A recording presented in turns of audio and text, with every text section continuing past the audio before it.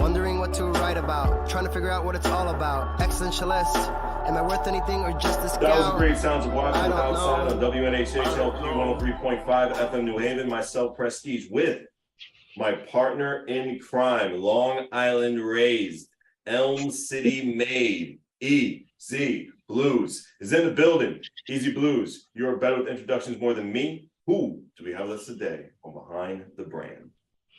Ladies and gentlemen, when you really think about life, you think about the now. You never necessarily think about what tomorrow is going to bring. You don't ever truly take those investments and make sure that you are fully taken care of. Because at the end of the day, remember, on that tombstone, you have your birth date and you have your born date. And everything from that point in the middle, that is what the life is. But what happens afterwards? What happens with those extra expenses? What happens? Who's going to pick out what kind of casket you have?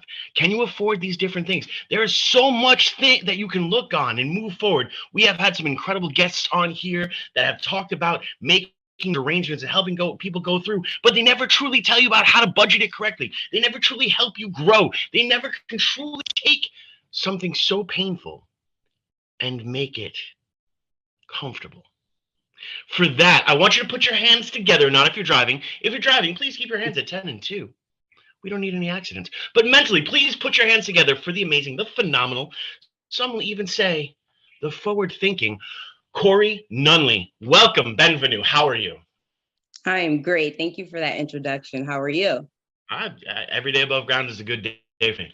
Absolutely. So Cori, tell us about this amazing journey, how this all begun for you. Just starting out with Primerica and just beginning a great chapter in your life as it continues. Well, it started out with a prayer because we had a policy that we did not understand that contradicted itself 3 times throughout the whole policy. Why I was reading that policy, I have no idea. But something just led me to read it. I want to believe that it was God that led me to read the policy. That's what caused me to pray, because I didn't understand it. The company was not giving me answers. Mm-hmm. And 2 weeks to that day, someone showed up at my door that my cousin referred to me. Mm-hmm. And it was definitely about making life financial changes. And it's been an amazing journey for me through that, this whole time. And I just been out there, getting the word out to other families, how they also can have this, financial plan that was put together for my husband and myself and my children. And also, just how I can help train them where they can earn some extra income on the side too, doing the same thing. Well, it's super interesting because not a lot of people will think about that aspect of it, and someone who's been to a lot of these end of life aspects and the funeral things and has sat through sitting down with like the funeral home and going over, you don't realize how super expensive funeral arrangements and dying is actually super expensive. For all those who are like, I have no idea how I'm going to pay rent, don't die, because you're not going to get a casket either. Exactly. And that's just the reality of it. For me, I've already told my kids, just turn up the oven to 800 and just good luck. Have some fun with it. Well, hopefully we don't have to do that now. Well, probably. I'm a horrible planner to begin with, but see, this is what's so super important about. See, there you go. But that's what's super important about this, because it is also one of the most emotional moments of your life. Yes. You've just lost somebody close to you. You've dealt with all of these crazy phone calls, like, say that someone you care about has passed, and you are like the next of kin. Then you've got all the hospitals calling you, be like, hey, can we use the organs? Hey, is this cool for this? And so many people are throwing all these questions at you. The last thing you want to do is also be afraid of what your checkbook looks like. Because you want to celebrate that person's just passed. You want to give them the tributes that are necessary. And it's not like the old days where we could just put them on a boat, get some arrows with some fire on it and burn the son of a gun down. And even that's expensive because of extra insurance. So exactly. What are some of the keys that are out there that could help people, other than making sure that they contact Cori Nunley and grow their business through you. But what are some of like the freebie keys that they should be looking into? Well, first of all, they should contact someone that is trustworthy, and that's me and my team. And I can put my phone number out there, 530-686-5394, or you can reach me at livemore.net/C Nunley. Okay. All right. That's CNUNLEY, O, the letter O, and then K. Okay. That's the first step. So I was saying that what we basically do is help you to plan out, now while you're standing above ground, instead of your family trying to figure it out when you're below ground or going to be put below ground. So that, as a family, we need to sit down and have a conversation as to what you're looking for. So not just about the funeral itself and paying the funeral home or the funeral director, but it's more important about your survivors. If you have a spouse that you're going to leave behind, does that spouse know your wishes? If you have children, will that children be able to stay in the home where you and your spouse have planned to raise that child? Will that child be able to have a quality of life, go to college, be able to finish college, maybe start their own business? Life still goes on in the absence of you. So therefore, you want those survivors to be well taken care of. And can your income do that?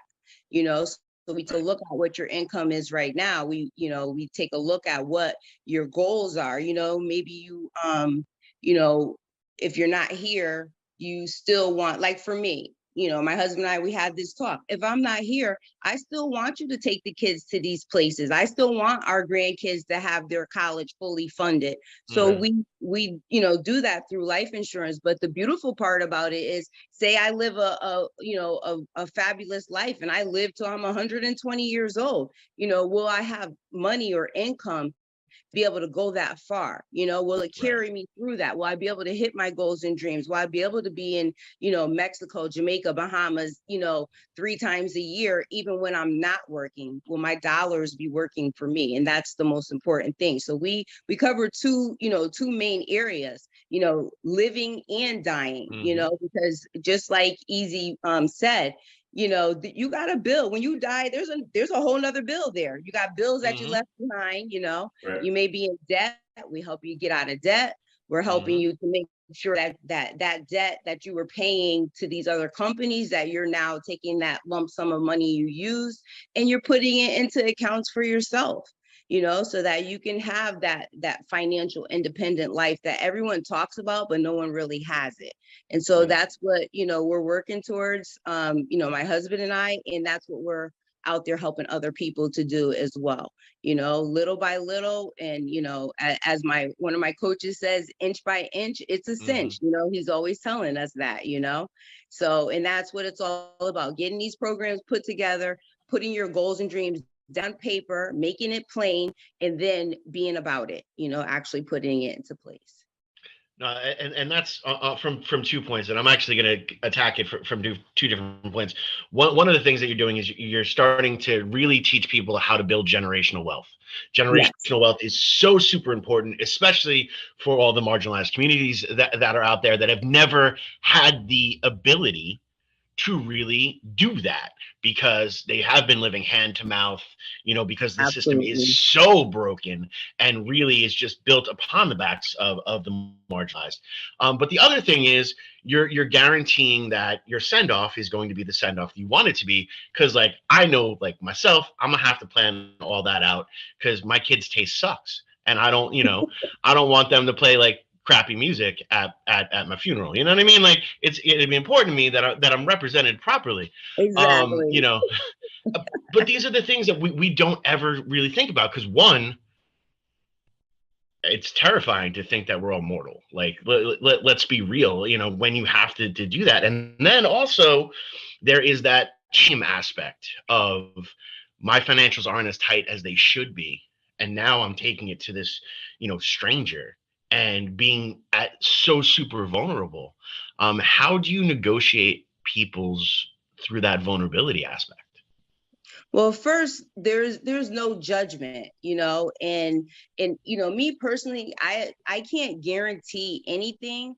I can show you that if you tell me what your goals are and we put that down on paper, and you have this person that's gonna check in with you, at least on an annual basis. Hey, how's everything going that we put together? It's gonna work for you. It's working for us, so that's gonna work first of all.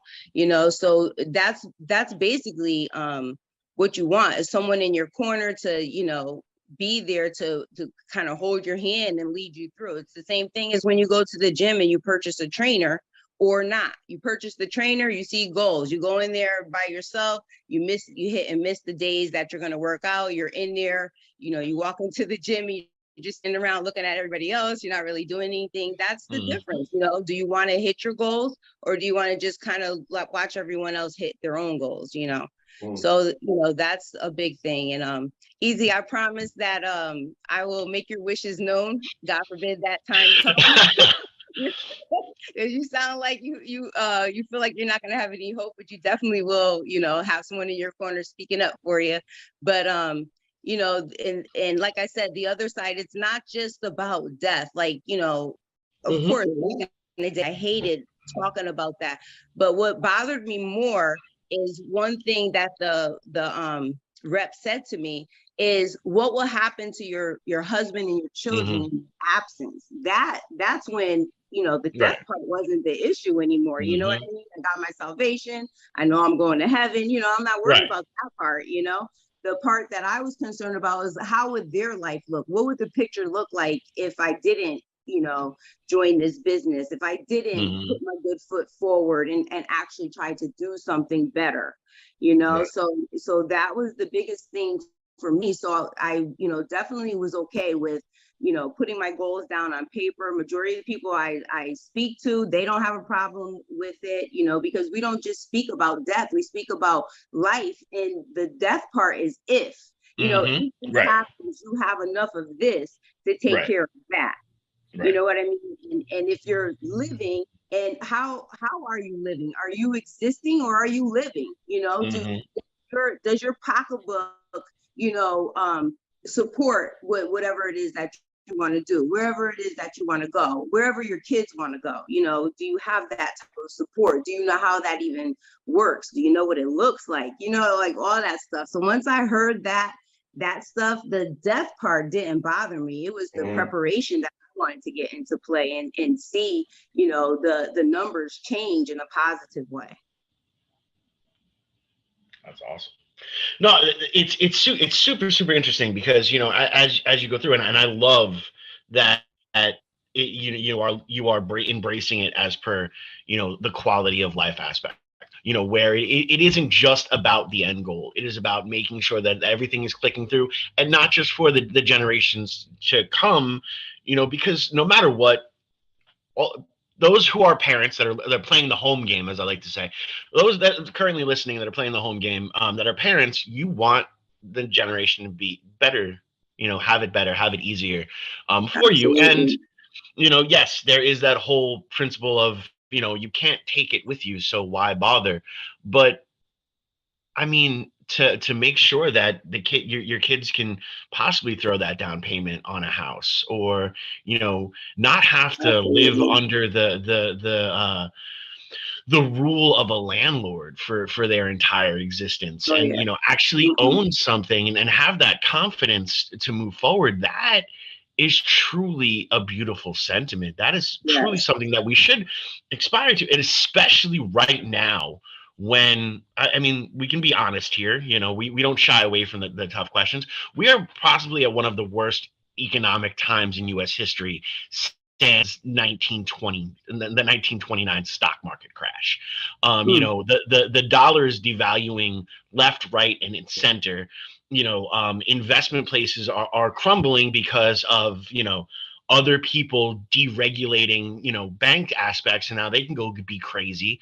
No one else is looking out for you. We're not going to have the safety net of Social Security that we had before, because we're blowing through it, because we're allowing Congress to borrow from it when they shouldn't be touching it. Because of all those different things, no one else is looking out for you. That's why this is so super important. So I'd love for everyone to really start to look out for yourself, start to look at, and budget that aspect. If you want to live on that champagne, budget right now, live a champagne lifestyle on a beer budget, and you'll be able to live that champagne lifestyle if you make the right decisions and move forward. And you learn that you are worth investing in yourself. That's something we talk about on the show all the time. One of the reasons why we have this show is, to the importance of every single artist that's out there, invest in yourself. Every single business person that's out there, invest in yourself. I'm not saying don't buy the $250 Jordans. Go buy those $250 Jordans, but maybe make them.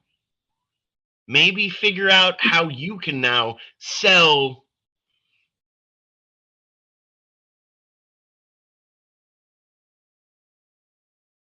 importance of this is when you can sit down and have that plan.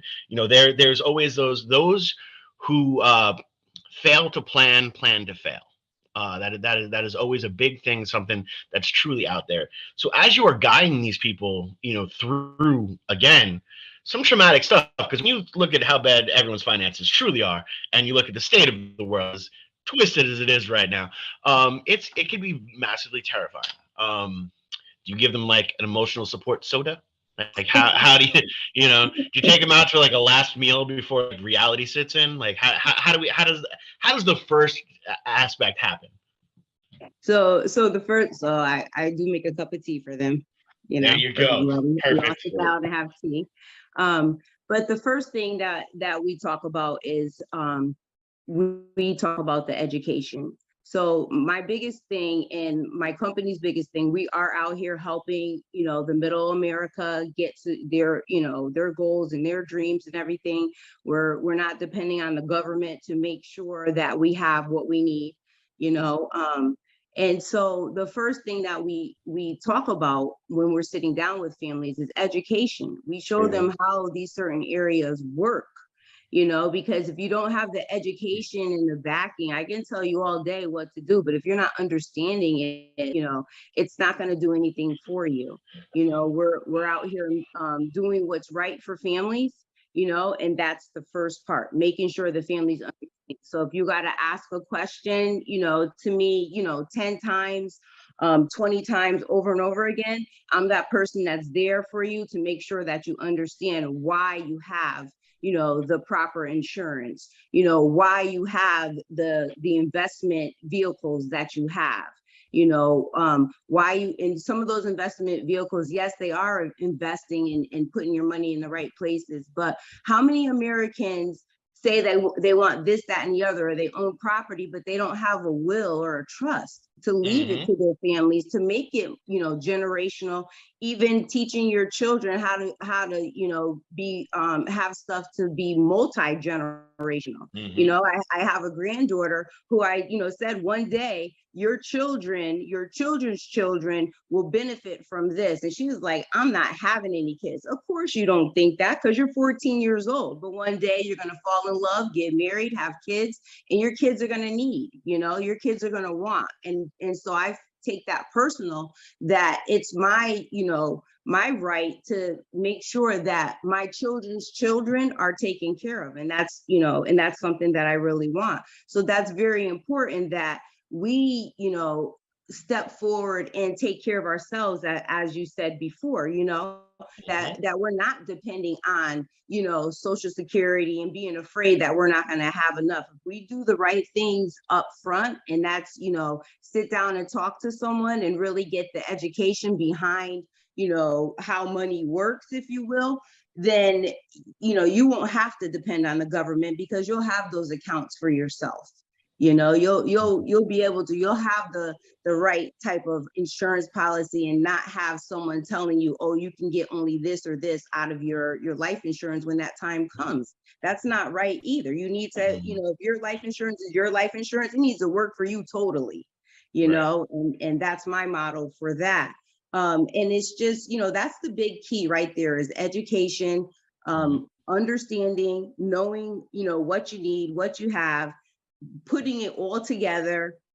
I develop the programs and I give them back to the families after we talk. I, take in what it is that they want. I, educate them on what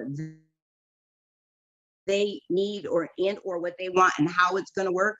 Then we put it all together in a program, a little booklet. We give it back to the families, and we just stay in touch with them. We build relationships with them so that they understand. Look, we're in your corner. We may not be family through adoption or blood or what have you, but we're family. We're gonna, once we meet and greet and we talk and we sit down over a cup of tea and hash this out, a cup of coffee or whatever, and some brownies and donuts. I like to eat. Word, that's fun. Now I understand why you and Prestige get along so well.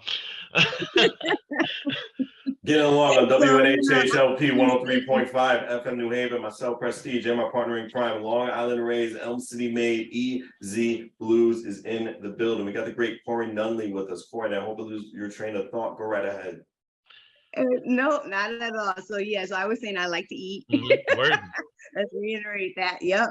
So just once we put that all together, we build relationships. We stay in touch with you, to make sure that your plan is going the way that you want it to go or you expect it to go. And maybe if you fell off a little bit, there's no judgment zone. Let's pick up the pieces and let's start all over again. Let's get this done. Right. Now, considering we're all Gen Zers here, I would like to say, how does cryptocurrency change and format the business? So with cryptocurrency, I can't talk much about it. So with the crypto, I personally, I do own some. Do I push it? I don't push it just because I don't see any backing for it, any, concrete strength backing for it. So that's just me. But, personally, I own some, and I, study it, watch it or whatever, but it's, to me right now, it's not the, the big thing. You know what I mean? It's like, let's check it out. Well, it's really interesting because you have the cryptocurrency and then you have NFTs. And to me, NFTs are just, I don't know if y'all remember Pogs. It's just like a digital Pog, where you just had, everyone needed it and wanted it and to go for it, but there's really nothing of substance there. So it's something that's concerning, but it really has taken a life into itself. And I guess with anything financially, when it is coming from more of you can get a higher swing in your cash out, but you're taking a much bigger risk because it's something that can be very unstable and not as predictable as the dollar that is based on the gold that is hiding under Fort Knox. You know what I mean? So it's super interesting as things continue to move forward, and as we are going more towards a paperless society to begin with. What kind of traction has your or fail safes that you can talk about? I got you. I'm working within the parameters. We're looking out here. What kind of fail safes do you help people navigate around in this time to deal with financing? I mean, and I can't go into detail about a lot, but the main thing is education. You know what I mean? Once somebody educates you and on what's going on and what's out there, no one can get that out of your mind. You know what I mean? Once it's in there, it's in there. And that's just the biggest thing to me, is being able to educate people and people listen and follow that education. There you go. I mean, knowing is half the battle, as G.I. Joe says. So that's true. Yes. How many beneficiaries can one person have? Depending on on what, multiple. If that's a general question, multiple. Gotcha. And I started thinking, because we talk about just bills and people in debt if they pass away. They got like all that to just collect and everything. It just sparked just a one question in my mind. If something happens just for me, God forbid something happens to me, Okay. I take that back. Do my outstanding debts get paid before my beneficiary receives their check? I'm sorry, I didn't hear you. Does what If get something, paid? let's just say I go away out of nowhere, some unfortunately happens to me, do my outstanding debts get paid before my beneficiary gets their check? That's what I'm trying to say. That was in my head. And so that depends on the situation, what's at hand, but that could be a possibility. Yes. Yes. Okay. And again, that's where you want to come in. You want to, have those wills in place and those trusts and all of that stuff in place. But the idea is while you're, working and, gaining income, you want to minimize those debts and eliminate them, all of them, mortgages and so that there's more for your beneficiaries to have, and there's no one else, putting their hand in the pot. It's all for your beneficiary. So that would be the wisest thing to do, is to owe nobody. I mean, that's a biblical, statement. Owe no man, and the reason for that is because what happens is that's more that's left over for your actual beneficiary that you have in mind. Gotcha.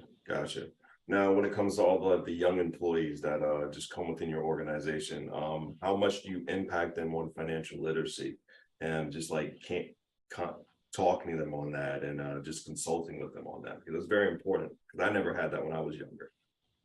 Right. So let me tell you something. My youngest person that's right in my organization is my 8-year-old grandson, who hears all this stuff that I'm talking about. And so he just recently had a birthday, and a week before his birthday was March 26th. And a week before his 8th birthday, he's only 8 years old, he said to me, "So when I turn 8 years old, will that make me a grown man now?" And I was like, "No, son, you got a long way to go." And he said, "Let me ask you another question. When I turn 8 years old, will I be able, do 8-year-olds have a trucking company? Do they own their own businesses?" And I said, "Some 8-year-olds do. And I reckon you can have a trucking company, but you won't be able to drive any trucks because you need to be at least 18 years old to start driving a truck, because you need and he said driver's license." I said, "Exactly." So this kid right here is already business minded, because he hears what me and my husband go through. My husband, he owns a trucking company right now, and he sees everything that, we do business wise. And, he's right there at 8 years old. He told one of my daughter's co-workers, he explained to him, and now, I didn't say this, but, he told him, he said, "I learned that at 7 years old, if I put $7.50 away every single week, I'll be a multi-millionaire." And this guy was like, "What? Where does he know this information? How does he know this information?" And it's just stuff that he hears. I never told him that. We lost you. I believe you went mute. Yes, a little you're mute. Yeah, you're mute right now, Corey. Can you not hear us? No, you can't hear us. Oh boy. I think she hears us. Can you hear us? You're mute. You gotta unmute your camera. You gotta unmute your microphone. She's going in though. She's definitely going in. Yeah, she's going. This is great. I kind of want to just have her on screen, and we. You do have her on screen. You got what you wanted. We have her on screen. There you go. So she's. Are you back? No worries. As long as you're okay. That's all that matters. We thought the internet demons were coming after you as well. Yeah. But so he's the youngest person, I think, that is being impacted. My grandchildren and I, we have a thing that we do on Saturday and Sundays that's called Grand Money Talks. And it's just what Yep, the grandmother and the grandkids, we get together and we talk about different things. We talk about rate of returns and interest rates and, debt elimination and owning your own businesses. And, so getting back to my grandson, he was telling this guy, that he puts his money away. He told him that I am wise with my money. I spend a little bit and I save a lot of it.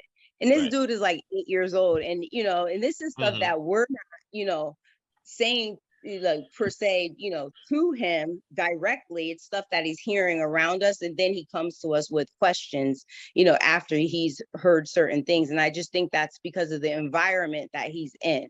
I have friends that are millionaires, and he hears how they talk and what they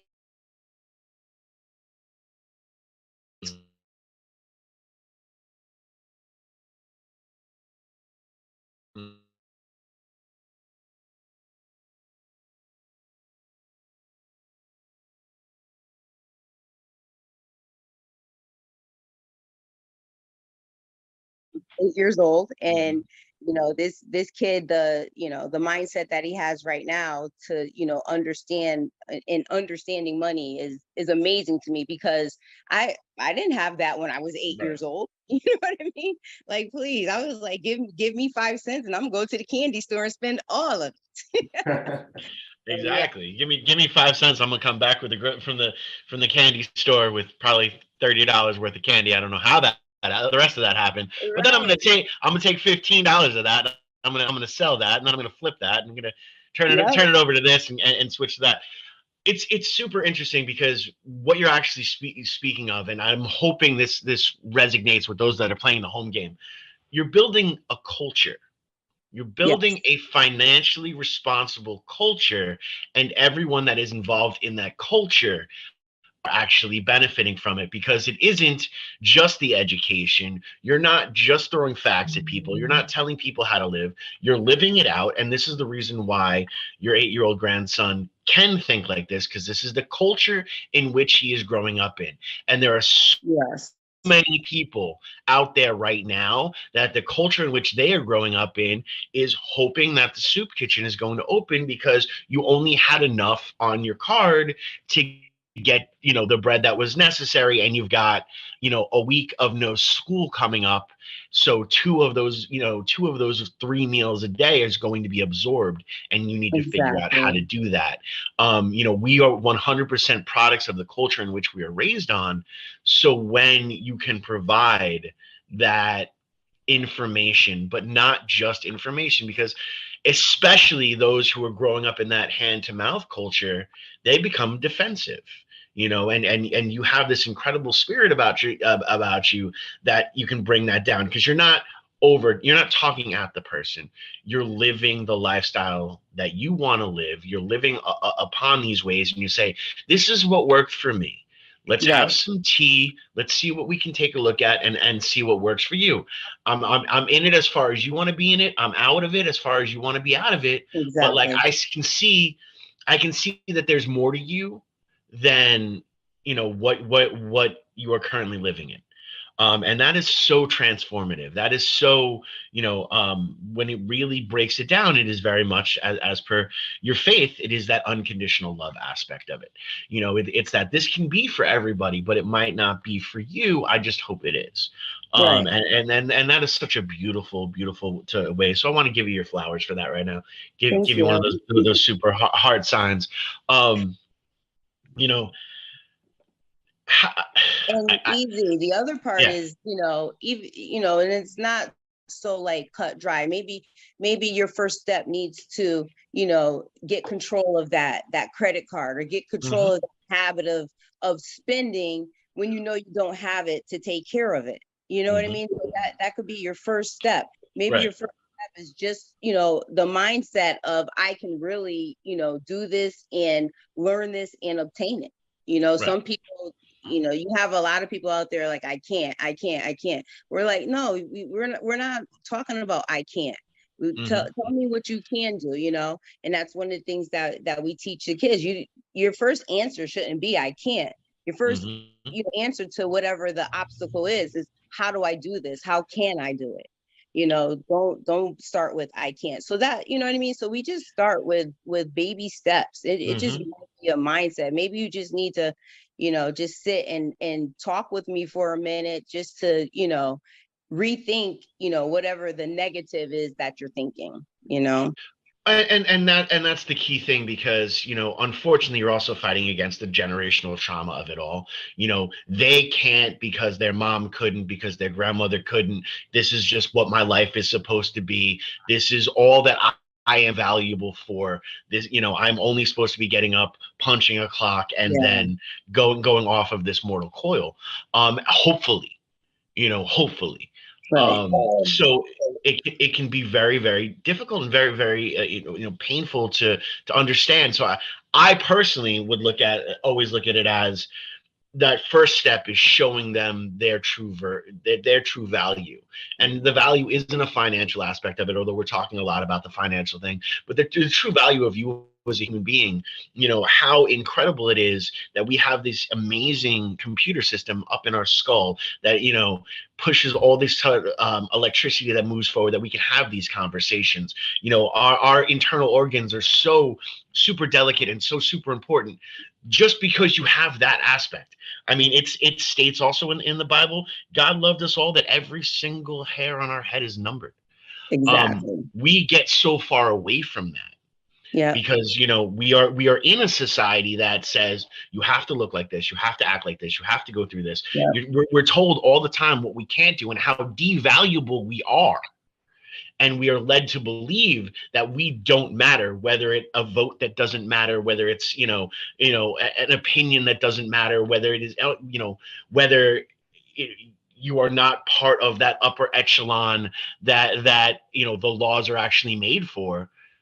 So these are just generational trauma upon trauma that building generational wealth can help break that. The golden rule, some people will say, treat people the way you want to be treated. But the real golden rule is, unfortunately, those with the gold make the rules.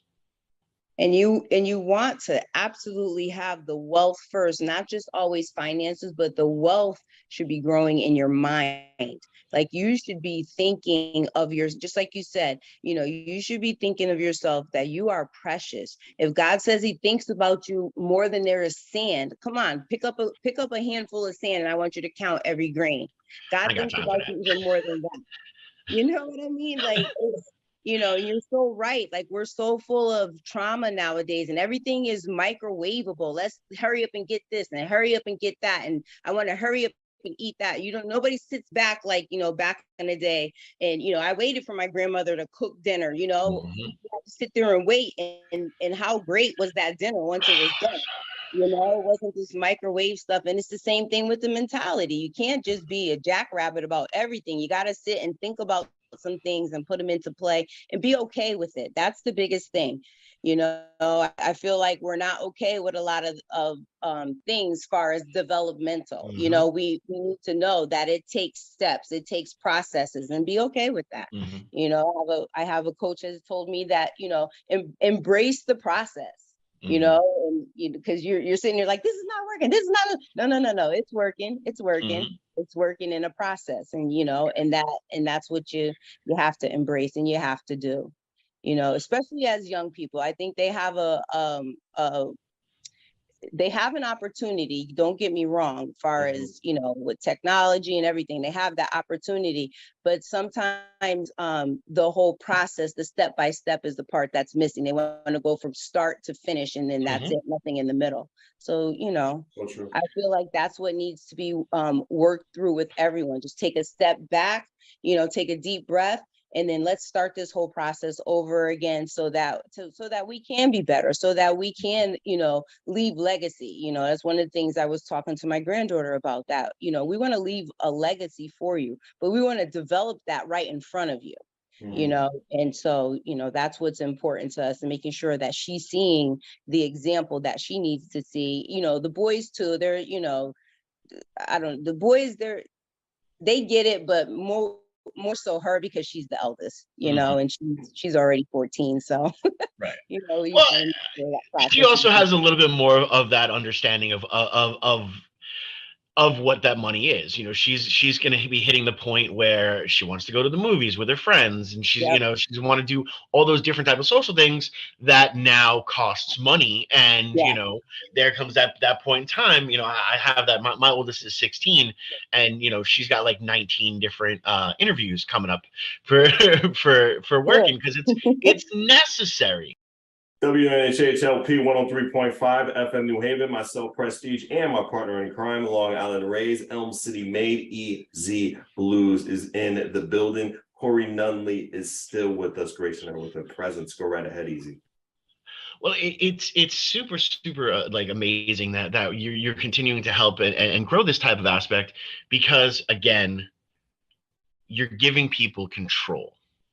And that's really the truest aspect. There are so many different things that will tell us that we're not worthy enough to control our own existence, to control our own outcome. We're just supposed to live that cookie cutter type of life. When was the first time you realized that the cookie cutter life was not for you? Probably when I was born. There you go. Oh, I love it. My mom tells me all the time how I was always different. Mm-hmm. So, I guess when I realized it, maybe third or fourth grade, maybe, Mm-hmm. I was always that slightly different kid, everybody was going right, and I was like, wait, what's going on to the left, Yeah. So, yeah. Oh, it's so funny, because it seems like the stuff that we would get in trouble for in school, like wanting to go to the left when everyone goes right and all that, is the stuff you need to move forward in. It almost seems counterproductive, but I also understand, because it's a lot of what you do as well. You're giving the people the education, you're giving them the tools to move forward. They still have to put in the work. One of the things I say all the time, that beautiful saying, when a door closes, God opens a window. But they never tell you the other statement of that, because a lot of people are like, okay, this door is going to close, the window's going to be open, and everything's going to be fine. You still have to go through the window. You still have to put the work in. No way in anything that you've said here, and again, we're talking a pond in which we can talk about, and feel free to share as much or as little as possible. And in a couple minutes, we're going to give the opportunity for you to tell everybody how they can get in touch with you, share a cup of tea with you, and truly make those next steps of their life and their existence. But, as you are, moving forward and stuff, how do you really broke that conversation? Because I'm pretty positive in getting to know you and talking to you. You're not just a wait for them to come to you type of person. I have a feeling that, like, when you go out with the husband and the different type of events, you probably have to look at each other and be like, okay, we can work for 15 minutes in this event, but we also need to go and enjoy, seeing, like, I don't know, the Temptations, so how do you manage that? So firsthand, we always have a powwow in the house on how we're going to conduct ourselves outside of the house. So if we're at an event and, and I see someone that I have a strong urge to speak with, my husband already knows, like, if I walk off somewhere, he already knows that, I'm going to speak to someone and share, not share the whole opportunity at that point, but, just something simple like, hey, do you keep your options open to make an extra income? Mhm. If they're like, yeah, like, what are you talking about? Hey, let's exchange these phone numbers. By the way, I'm Cori. What's your name? They give me their name. We exchange phone numbers. And when's the best time that I can call you? Right. They tell me, you can call me, 6:00 tonight, or, depending on whatever time it is, 11 a.m. tomorrow. Then, I call them at that time, and we just, start with, just a general talk, tell me a little bit about yourself. They tell me, and then I just basically go from there, and again, finding out what are some of the things that they want that they're not getting. It may be something that's keeping them up at night about money that they can't kind of figure figure out in the beginning, just getting to know each other, meet each other, and take it from there. But yeah, pretty much everyone in my experience knows that, you know, if we're and I happen to excuse myself, it's because I have a strong urge to go speak to someone. No, that's awesome. And again, if they're playing the home game, you still have to be very careful about what you do in that aspect. Because someone one time approached me, said, "Are you interested in making a little bit of extra money?" And there was a couch involved. It was not people skills. Yeah. You know, it is what it is. Yeah. Yeah. I'm not a proud. It is, you know, I did what was necessary. Yeah.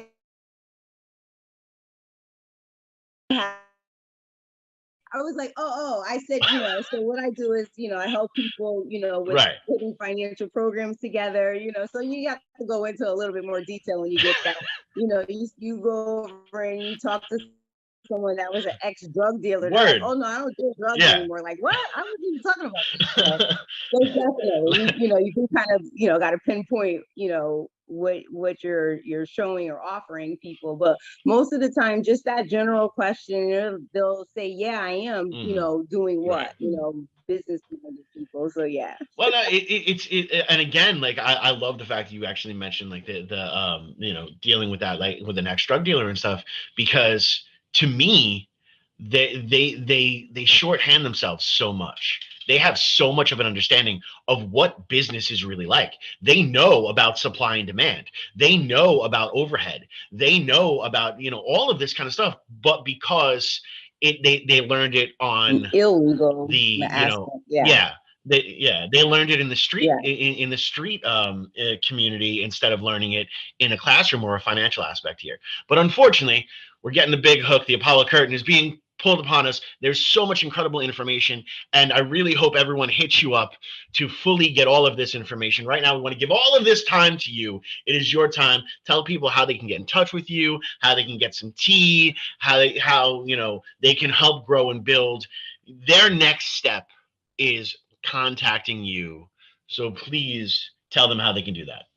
The best way to reach me is at livemore.net/CNUNLEYOK, or you can text me or call me 530-686-5394. That's 530-Nunley-4. Cori, thank you so much for being part of the broadcast. We do appreciate you on WNHH LP 103.5 FM New Haven, myself, Prestige, and my partner in crime, Long Island raised, Elm City made, EZ BlueZ. Appreciate you. Thanks, guys. I appreciate you. Thank you for the opportunity.